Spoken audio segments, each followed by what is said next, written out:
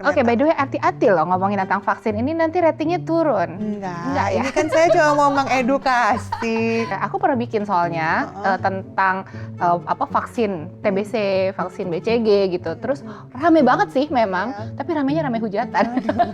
Ini ada data Kemenkes nih ya, aku kemarin ngeliat nih data Kemenkes tahun 2023 survei kesehatan. Kenapa orang pada nggak mau vaksin? Ini data ya, gitu. Katanya gini, 31 sampai 50% itu karena keluarga tidak mengizinkan. Kenapa? Biasanya kalau udah sehat lupa mau vaksin. Nah, jadi orang Indonesia itu, gua ngomong gitu ya. Udah kesel.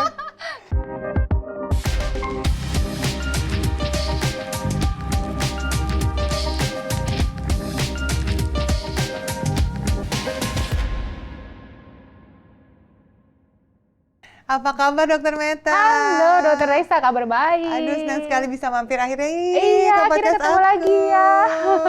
Thank you udah diundang. Kali ini kita di podcast Raisa Broto Asmoro kedatangan tamu istimewa Dr. Meta Melvina dari Klinik Vaksin InHarmony yang pernah menerima rekor muri di tahun 2021. Keren banget.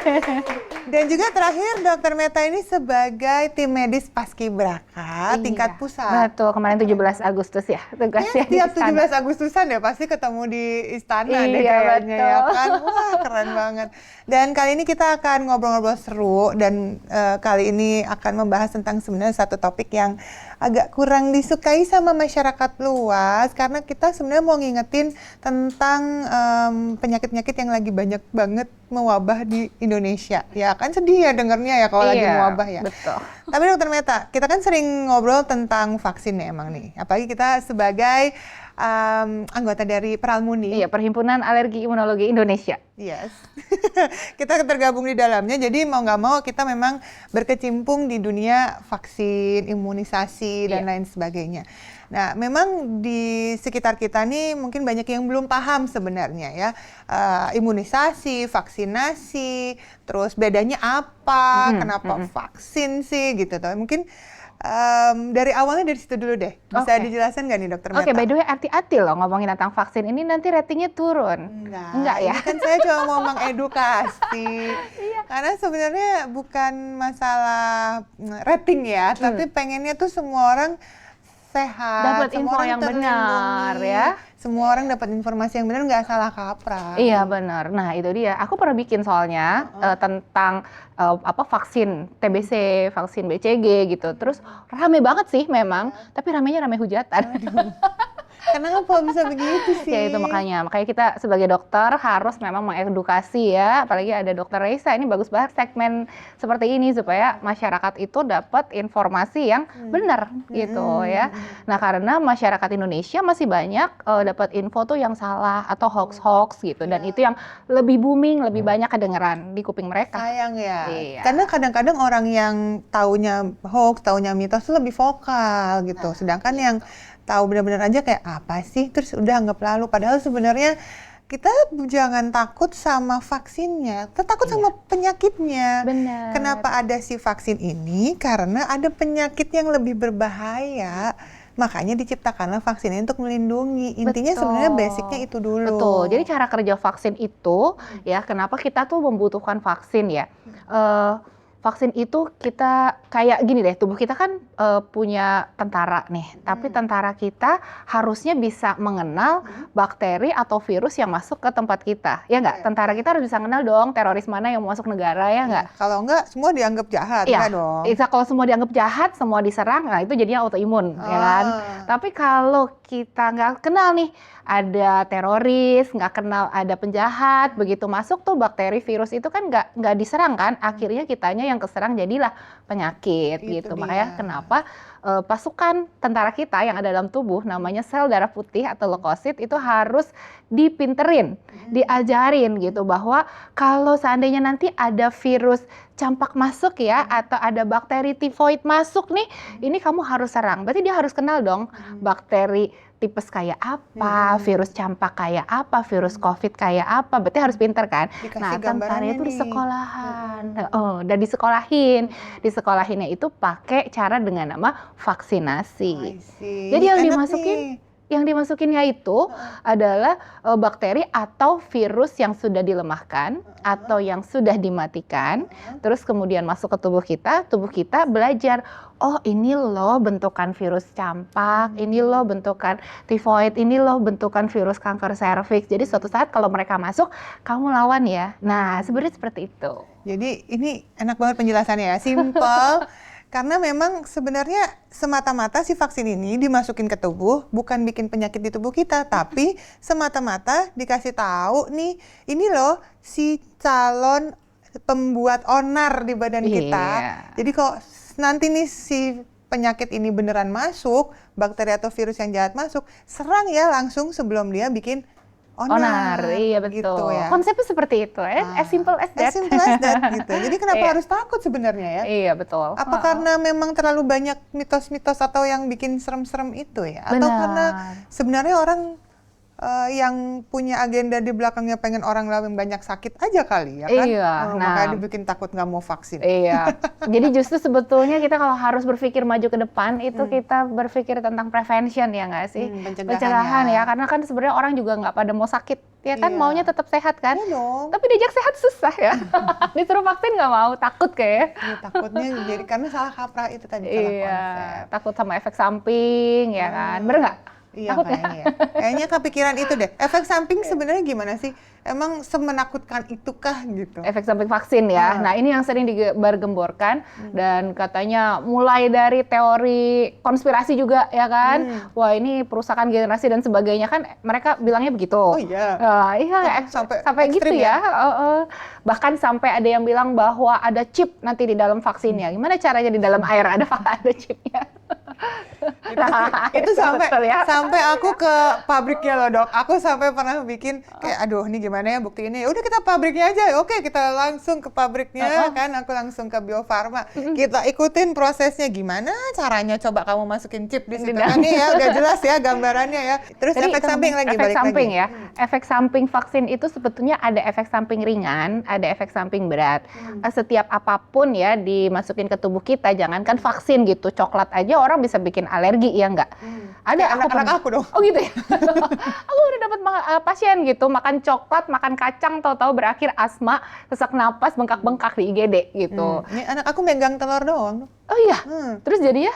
Sesak napas bengkak-bengkak. Oh, berarti alergi berat kan? Nah, iya itu kalau vaksin juga bisa gitu. Tapi kan nggak semua orang alergi terhadap vaksin itu. Jadi kalau misalnya nggak alergi, ya kasih lah. Terus alergi terhadap satu vaksin bukan berarti alergi terhadap vaksin yang lain gitu. Tapi semua tindakan alergi juga kan ada solusinya. Betul. Jadi nggak perlu takut sama vaksinnya, ya kan? Apalagi sama efek sampingnya. Karena efek samping itu kejadiannya kecil banget. Ya, efek samping berat itu kejadiannya 1 banding 1.000.000 lah. Kecil yang penting banget. intinya jangan telat dong penanganannya. Betul. Nah, efek samping ringan seperti kayak misalnya ada demam atau ada kemeng di daerah suntikan, kemerahan, bengkak, itu sih ringan. Itu reaksi tubuh aja. Jadi yang penting kita dapat perlindungannya dari vaksinnya. Jadi jangan takut sama efek sampingnya gitu. Bisa lah kita gitu doang ya kan, pegal-pegal dikit. Banyak yang bilang takut loh, nanti anaknya jadi panas. Terus kalau kan ada kan zaman dulu kan vaksin yang bikin panas. Iya betul, ada. Tapi sampai sekarang juga vaksin yang nggak panas juga ada beberapa orang yang sensitif dikasih ya tetap panas gitu. Tapi kan nggak masalah, sehari 2 hari hilang. Yang penting tentara kita bisa belajar tentang bakteri virus itu. Oke, nah ini ada salah satu pemahaman juga mungkin ya. Ini lovely people yang masih beranggapan bahwa yang namanya anak panas udah pasti sakit. Nah itu sebenarnya salah ya. Jadi kalau anak demam itu salah satu respon di tubuhnya dia terhadap ada sesuatu yang dia lawan. Jadi salah satu proses peradangan ya, salah satunya adalah demam itu ya, meningkatkan suhu tubuh. Berarti ada sesuatu yang sedang terjadi di dalam tubuh anak itu. Jadi belum tentu ya ada sesuatu yang genting atau gimana gitu ya. Ya itu nggak apa-apa selama anak itu tidak mengalami kejang, kegawat daruratan gitu kan dok. Tetap masih sadar, masih main biasa gitu ya. Dan ada solusinya juga. Iya. Obat penurun panas. Jadi nggak yang kompres juga nggak oke, gimana-gimana ya sebenarnya, nggak perlu dikhawatirkan. Betul. Ya. Tapi kalau misalnya demam lebih dari 3-4 hari kita harus takut demam berdarah gitu ya. Betul. Tapi demam berdarah juga ada vaksinnya loh. Udah ada vaksinnya sekarang ya? Iya, ada vaksinnya. Beneran ini bener-bener solusi yang luar biasa loh. Ini baru vaksin demam berdarah ini ya? Sebenarnya vaksinnya udah lama sih, cuman mereka ada yang namanya penelitian ya di dunia kedokteran tuh kan baru lagi. Jadi makin lama vaksin itu dibuat makin bagus sih. Oke, jadi sekarang sudah mulai digalakan lagi nih Iya, sih. vaksin demam berdarah. Vaksin demam berdarah ini. Betul. Mulai dari usia Mulai dari 6 tahun. 6 tahun. Iya, udah bisa wih, ya. Bisa menyelamatkan nyawa. Ngomong-ngomong soal vaksin ini juga berkaitan sama sedih banget kejadian yang mewabah ya di salah satu daerah di Indonesia. Sempat dapat kabarnya puluhan anak terdampak, ratusan bahkan. Iya, Anak ribuan terdampak. sebenarnya. Campak kan kasusnya, Campak. betul? Iya, campak, betul. Iya. Ribuan loh. Banyak sekarang itu di Indonesia, kasus yang terakhir ya, aku dengar berita itu masih dihitung-hitung sampai saat ini, tapi data yang valid dari Kemenkes itu sampai Agustus akhir 2025? itu 3.444 kasus di Indonesia. Serius? Tersebar di 42 daerah. Bukan cuma satu aja. Oh my God. Banyak banget kan? Tapi isunya mungkin tertutup oleh demo. Oh iya ya, ini karena di bulan Agustus ya. Pas demo-demo soalnya, kemarin pas kan? demo ya. Iya. Tapi ini bener-bener wabah ya, jadinya ya. Udah KLB. Udah Jadi KLB. laporannya itu 42 KLB di Oh my daerah. God. Dan ini apakah ada yang memakan korban jiwa kah atau?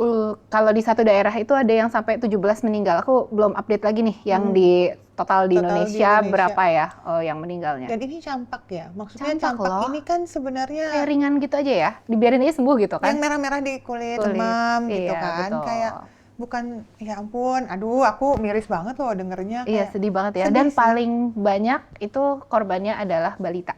Aduh, ya ampun. Ini efeknya nanti gimana nih ke depannya nih? Apakah Jadi kayak COVID gitu? aduh, Kita kayu. sepertinya kita trauma ya dengan kasus ya. COVID ya. Makanya, Iya. saya sih trauma.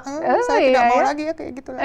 Benar. Iya, jadi pemerintah udah berespons sih tentang wabah campak ini. Itu sebenarnya wabah atau KLB ya, kejadian luar biasa.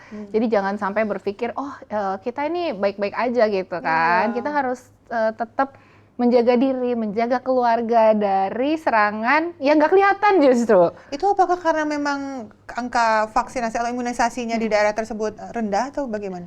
Benar, jadi angka imunisasinya itu rendah gitu. Jadi sampai 53% doang yang diimunisasi. Itu rendah banget kan? Rendah sekali. Padahal kalau kita ngomong herd immunity harusnya Di 80%. 80. Iya. Oh, pantesan aja sampai mewabah seperti itu. Iya, betul. Nah, itu kan kepercayaan masyarakat terhadap vaksinasi rendah. Terus Atau mungkin terlupakan ya? terlupakan kali ya. Iya, atau kelewat. Karena dianggap biasanya kan divaksininnya usianya itu kalau dari pemerintah 9 bulan, terus kemudian 18 bulan. Jadi campak itu dapat 2 dosis, 9 bulan, 18 bulan gitu. Kalau seandainya 18 bulannya kelewat, intinya sampai umur 5 tahun juga masih dapat 2 dosis gitu. Oh, masih bisa. Kadang-kadang di bawah 1 tahun udah lupa aja kan? Iya, 2 tahun udah pikir udah nggak ada lagi udah nggak gitu apa-apa vaksinnya. gitu. Tapi ternyata masih lanjut. Oh, Iya. Tapi memang ini bahaya sekali ya, karena kalau misalnya luput 1-2 orang, masih lebih banyak orang yang terlindung dari vaksin, masih banyak yang melindungi. Itu herd immunity. Tapi kalau sudah kurang sekali angkanya, artinya tidak ada yang saling melindungi lagi. Iya, betul. Jadi menyebarnya lebih Cepat. mudah. Dan ternyata campak itu, tiap penyakit itu punya laju penularan. Oke. Nah, campak itu laju penularannya 17 sampai 18. Artinya satu orang campak bisa nular ke 17 sampai 18 orang. Ya ampun. Dan ini bahayanya sampai mengancam nyawa. Nah, campak itu sebetulnya kan self-limiting disease ya. Karena virus ya. Iya, virus. Kalau daya tahan tubuhnya tinggi, dia bisa sembuh sendiri. Tapi masalahnya kalau kena ke orang yang imunokompromis, daya tahan tubuhnya nggak tinggi, atau gizinya kurang, atau ada penyakit lain, misalnya dia punya TB. TB kan banyak banget tuh. Lah, Indonesia kan sekarang naik TB. Benar. Nah, dengan adanya TB kan daya tahan tubuh turun. Tambah lagi kena campak gitu. Campaknya menular lewat udara.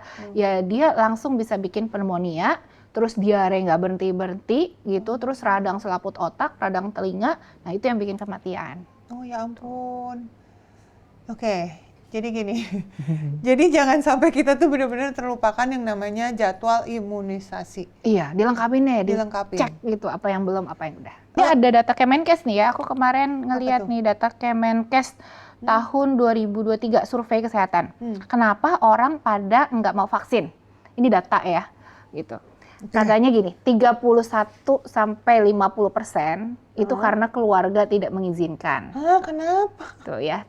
Terus 31-47% khawatir efek samping. Itu masih bisa kita edukasi lah ya. Gitu. Terus kemudian merasa imunisasi tidak penting itu sampai 25%. Wow. Ini di berbagai daerah nih Kemenkes survei. Sama isu agama 6,5-13%, bervariasi di berbagai daerah. Imunisasi ini kan sebenarnya salah satu pencapaian terbesar ya dalam sejarah dunia kedokteran. Betul, tahu nggak? Ada 2 pencapaian terbesar di dunia kedokteran, penemuannya gitu. Yang satu adalah cuci tangan. Yang kedua adalah 500 tahun yang lalu ya, by the way. Imunisasi, benar. Jadi cuci tangan dan imunisasi itu 2 pencapaian terbesar dalam dunia kedokteran. Yang mampu menyelamatkan jutaan nyawa. Itu hanya dengan 2 itu aja mampu menyelamatkan jutaan nyawa. Gitu. Dan memang kalau penyakit-penyakit yang ada vaksinnya, sebenarnya itu adalah penyakit yang jelas-jelas penyakit menular dan benar-benar penyakit yang berbahaya. Betul, karena kalau nggak akan dibikin loh vaksinnya. Iya, rugi dong. Iya rugi. Bikin vaksin itu penelitiannya sampai 20 tahun. Oh gitu.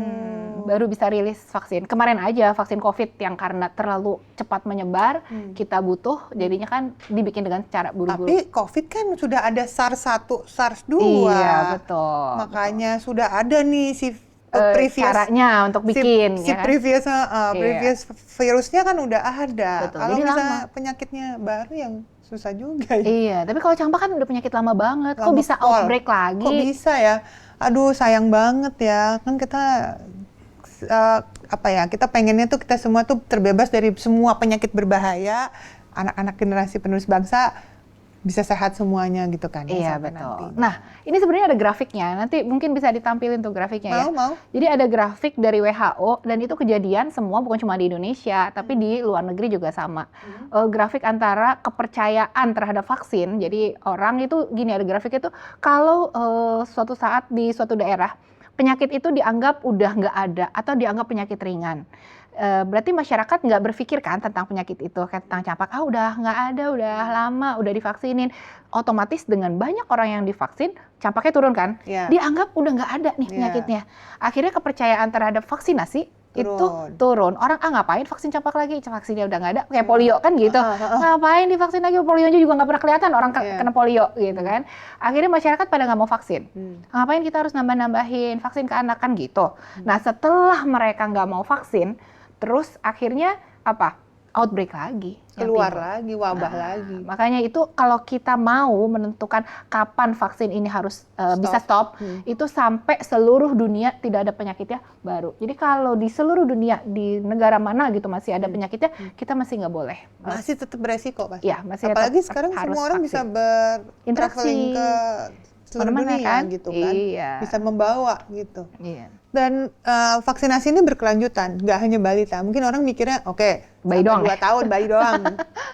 Iya benar banget. Jadi vaksin itu cuman ada di bayi gitu kan mikirnya. Padahal sampai dewasa, sampai lansia itu juga membutuhkan vaksin. Jadi di sini jangan pada lupa ya, vaksinin orang tuanya, vaksinin diri sendiri juga ya. Karena banyak banget penyakit-penyakit berbahaya yang juga penting banget untuk kita vaksin terus-menerus. Betul. Dan terutama sampai di nanti lansia. Iya. Gitu. Kan banyak tuh lansia kena pneumonia, radang paru, paru-paru basah yang kerendam air. Jadi sakitnya mungkin sakit jantung atau sakit diabetes, sakit stroke dirawatnya.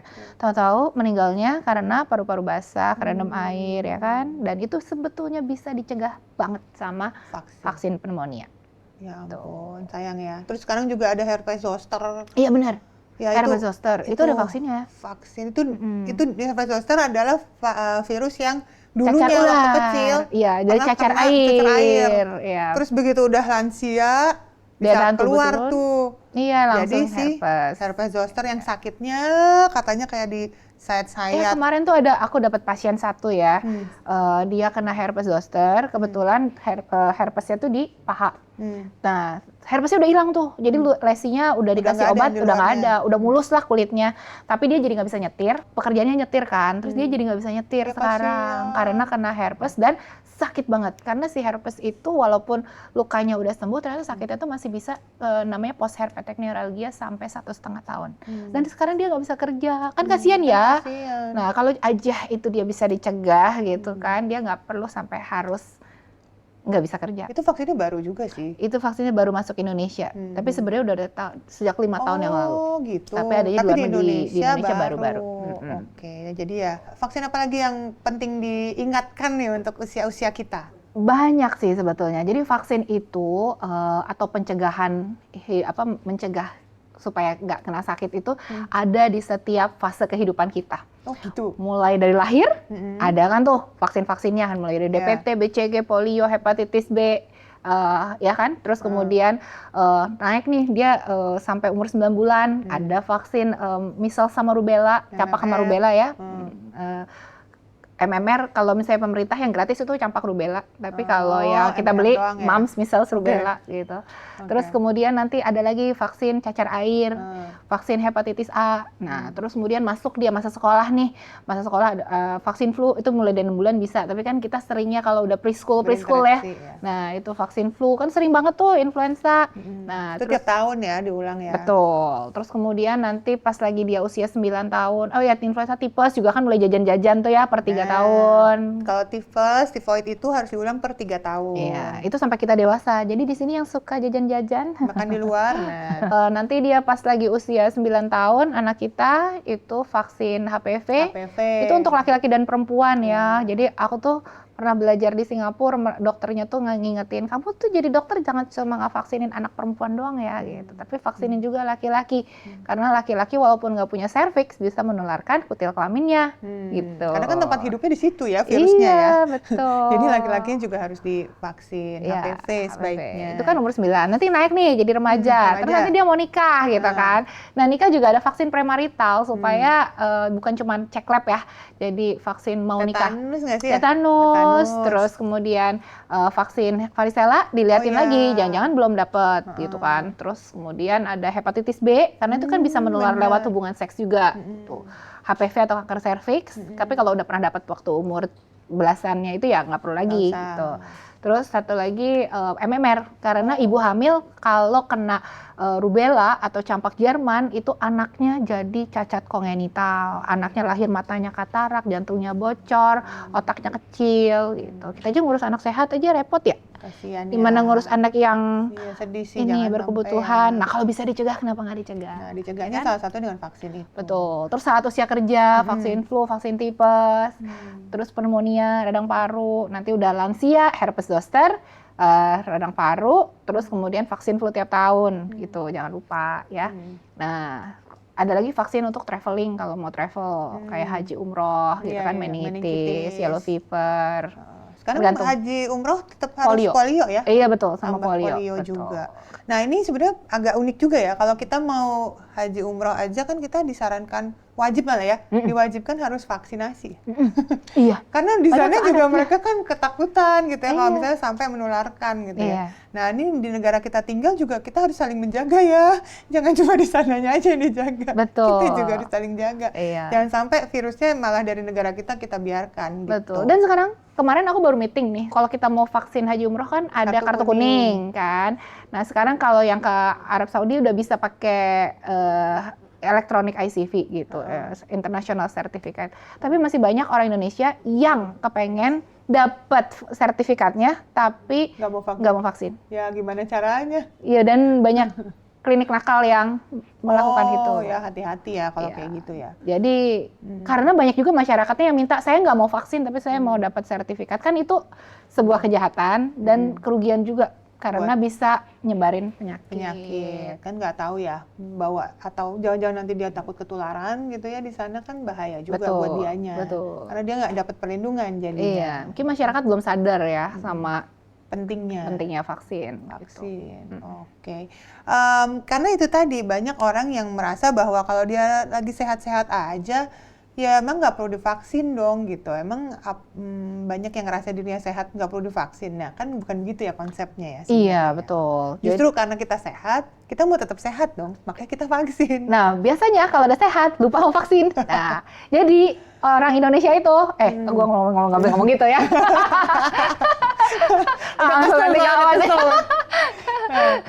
Jadi ya kita itu sering banget pengen sehat, tapi kita usahanya kurang. Nah, coba sekarang dilihat di sini, yang bawa payung di tasnya ada nggak? Sedia payung itu sebelum hujan apa sudah hujan?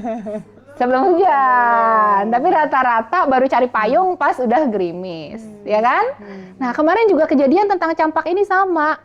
Gitu. Harusnya kita udah siap-siap vaksin sebelum campaknya datang.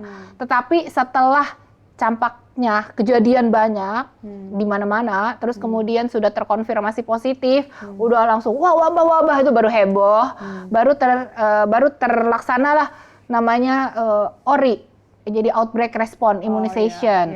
Langsung diluncurkan sekian ribu dosis divaksin-vaksinin. Harusnya dari awal kita udah gercep begitu. Sudah sangat agresif gitu dalam pencegahan ini. Tapi berarti begitu udah ada ORI akan ada respon positifnya dong ke depannya ya? Ya pasti dibanding nggak ada sama sekali. Iya. Jadi lebih baik tetap bawa payung walaupun udah kecipratan basah. Tapi sayang udah memakan korban dulu ya. Sebelumnya ya. Benar. Yang seharusnya bisa dicegah. Oke.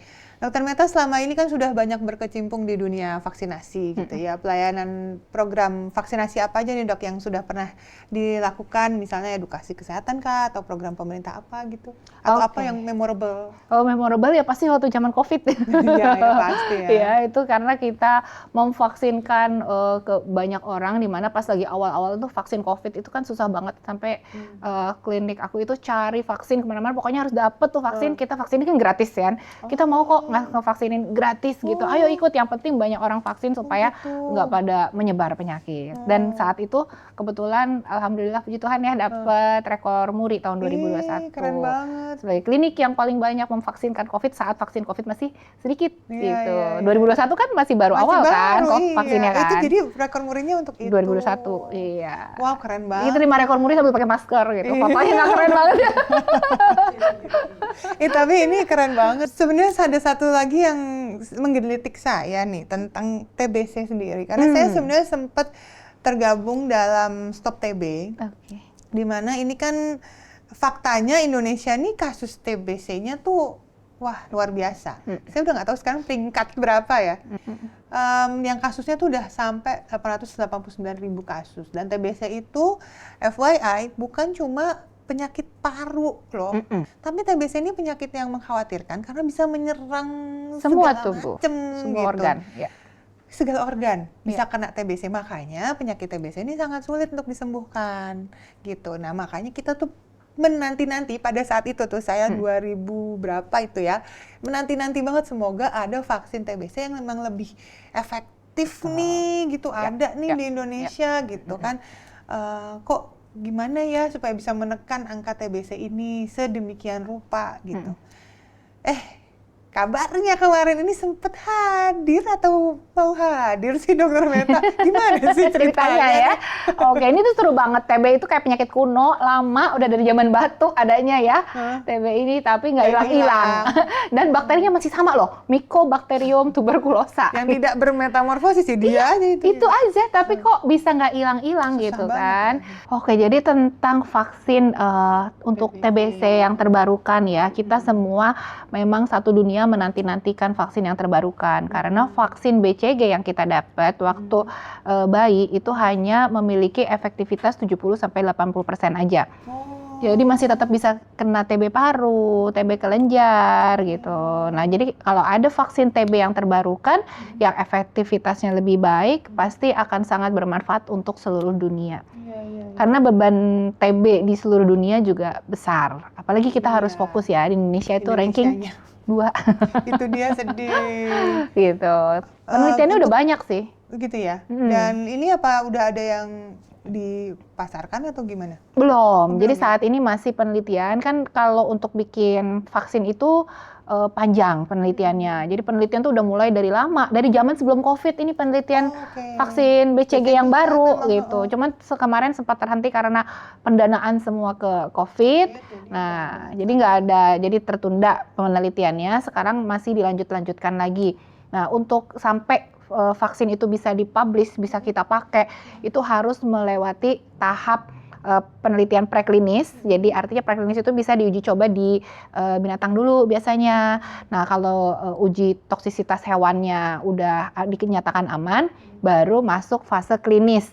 Nah, fase penelitian klinis itu juga ada 4 fase nih, fase 1, 2, 3, 4. gitu. Nah, di beberapa penelitian vaksin BCG itu ada yang masih di fase 1-2, ada yang sudah 3. Yang paling baru, yang paling akhir, yang paling unggul saat ini itu ada di fase 3. Dan ini artinya sudah melibatkan banyak orang di berbagai negara. Nah, kalau fase 3 ini sudah publish papernya, kita baru bisa pakai ke umum. Nanti fase 4 baru artinya penelitian terhadap banyak orang lagi. Jadi sudah dipublish masih diteliti lagi gitu. Jadi Iya, Umi pasti ya. untuk aman kan? Iya. Makanya jangan ragu lagi kalau udah publish tuh berarti udah aman. Udah aman. Gimana caranya orang tua untuk memastikan bahwa anaknya imunisasinya udah lengkap? Oke, sama jadwal sering terlambat kan kalau itu. seandainya sakit, Itu tapi lupa. iya lupa. Akhirnya udah sehat lupa. Iya, bener. Iya, Gimana nih jadi mengejar ketinggalan? lebih baik tetap divaksin. Jadi nggak ada kata terlambat untuk vaksin. Oh, gitu? Ya, untuk ada beberapa vaksin yang memang kalau udah usianya lewat kayak nggak bisa dikasih lagi ya, kayak rotavirus gitu, yang vaksin diare gitu, itu nggak bisa. Tapi banyak vaksin yang ada jadwal catch up immunization, jadi bisa dikejar. Jadi by the time kita tahu kita terlambat, tinggal bawa aja anak gitu ya ke fasilitas kesehatan yang biasa didatangi Bapak Ibu semua. Harusnya udah bisa ngelihat nih, oh ininya terlambat, nanti kita bikinin jadwal selanjutnya ya. Sekarang vaksin, jarak antara vaksin satu ke vaksin lain itu ada yang harus 1 bulan, ada yang nggak perlu jarak. Jadi kalau vaksinnya vaksin inaktif itu bisa kapanpun. Jadi sekarang, minggu depan gitu, kita bisa bikin jadwalnya. Jadi yang penting kita sadar ada yang terlambat, jangan lupa dikejar. Jangan lupa. Jadi ingat nggak ada kata terlambat. Terus bukunya yang ada labelnya apa, stiker-stikernya vaksin. jangan sampai hilang, disimpan. Dan itu disimpannya sampai nanti ya, sampai betul, itu tua. dipakai banget loh sampai kuliah. Jadi kalau anak kita apalagi mau keluar negeri ya, itu diminta vaksin. Jadi di luar negeri itu sangat aware sama yang namanya pencegahan. Nah, jadi diminta tuh riwayat vaksin kita dari kecil apa aja. Kalau hilang harus vaksin ulang dari awal. Kalau gimana kalau misalnya kita sekarang melawan para penyebar mitos di luar sana dengan main games mitos atau fakta? Oh, gimana tuh mainnya? Nanti aku sebutin kalimatnya, pernyataannya. Nanti Dokter Meta yang jawab ini mitos atau faktanya. Dijelasin. Iya. Oke. Mitos atau fakta? Ini seputar vaksin umum aja. Vaksin membuat anak sakit karena sistem imunnya kewalahan. Mitos atau fakta? Mitos. Mitos ya. Kenapa mitos? Karena yang benar, vaksin itu justru membuat tubuh anak menjadi lebih sehat. Karena tubuh anak kita dipersenjatai oleh tentara-tentara yang pintar, yang bisa melawan bakteri atau virus yang akan masuk nantinya. Gitu, udah jelas ya. Mitos. Oke, yang kedua. Penyakit seperti polio sudah hilang, jadi vaksinnya tidak lagi dibutuhkan. Mitos atau fakta? Mitos. Mitos lagi. Karena? Ya, karena walaupun kita nggak pernah ngeliat kasus polio lagi Di sekitar kita. betul, tapi di beberapa negara masih ada kasus polio. Nah, kalau suatu saat kita menurunkan angka vaksinasi, otomatis antibodi yang dimiliki oleh sebagian besar kita nggak ada. Begitu kita terbang ke negara tersebut atau orang dari sana terbang ke negara kita, nah masuklah itu virusnya, kita jadi banyak lagi wabah lagi polio. Oke. Ini nggak boleh nyontek dulu, aku nggak tahu loh pertanyaannya apa. Oh iya dong, ini kan dadakan. Dadakan ya, lagi ujian ya. Ini ujian. Oke. Vaksin flu itu tidak efektif karena virusnya kan selalu berubah. Mitos atau fakta? Itu juga mitos. Mitos ya. lagi. Ya, Tetap memang efektif. tetap efektif. Jadi vaksinasi influenza itu mencegah kita terkena influenza yang parah, yang sampai nggak bisa kerja, demam, terus lemes, bahkan rawat inap. Banyak loh orang flu harus Gitu sampai ya? rawat inap, betul. Nah, dengan pemberian vaksin flu, mungkin kita masih kena flu karena efektivitasnya kan 70-90%. Nah, jadi sekitar 10-30% orang masih bisa kena flu, tapi biasanya kan ringan, lebih cepat sembuh gitu. Jadi tetap harus vaksin. Tetap penting, tetap enak loh kita jadi ya jarang-jarang Lebih produktif kok. ya. Jadi lebih produktif. Saya jadi lupa kapan terakhir flu kayaknya. Oke. Vaksin COVID-19. Wah, ini waktu itu nih sempat booming. vaksin COVID-19 mengandung microchip atau magnet. Wah, mitos atau fakta? Mitos. Ada pinter nih ya. harusnya nih. Jawabannya mitos dong ya. Nggak Iya, mungkin lah ya. betul. Nggak mungkin lah ya. Gimana caranya di air di sini ada microchipnya? Kayaknya mikro tuh menurut mereka kayak kecil banget gitu kayak itu namanya virus bukan microchip ya. Iya, yang betul. kecil banget Virus tidak terlihat sama mata kita. nanopartikel ya. Oke. Vaksin mRNA mengubah DNA manusia, mitos atau fakta? Iya, itu mitos. Itu juga Mitos. hoax-hoax yang bagus untuk dibahas sih ya, karena orang bisa ngomong gitu tuh penelitiannya di mana gitu. Percaya lagi. Nggak akan ya, tenang. Tidak akan merasuk ke dalam DNA kita. Iya. Ya. Tenang ya. Jadi ya jangan termakan hoax-hoax. Nah, yang emangnya kalau beredar. kita makan ayam terus kita jadi DNA ayam? Enggak gitu. Enggak kan? Ya kan? Iya, jadi jangan mudah sekali termakan hoax. Oke, thank you so much Dr. Neta sudah Iya, berbagi sama-sama ilmu Dr. Raisa, yang luar thank biasa. you. Semoga bermanfaat ya. Memang pembahasannya mungkin banyak yang pro kontra di luar Betul. sana, tapi di sini kita hanya memberikan ilmu edukasi dari sisi medis aja. Semoga kita semua bisa terbuka lagi tentang vaksinasi ini, bisa menjadi salah satu pilihan untuk melindungi diri, keluarga dan masyarakat dari berbagai penyakit menular yang berbahaya di luar sana. Intinya sih kita pengennya semua tetap sehat, menciptakan generasi penerus bangsa yang lebih kuat dan tentunya yang masa depannya lebih baik dan lebih cerah, ya Iya. kan? Kita bikin Amin. Indonesia emas. Indonesia emas. Oke, thank you so much. Sampai jumpa Iya, semuanya. sampai jumpa. Terima kasih. Terima kasih. Thank you, Dok. See you. Terima kasih.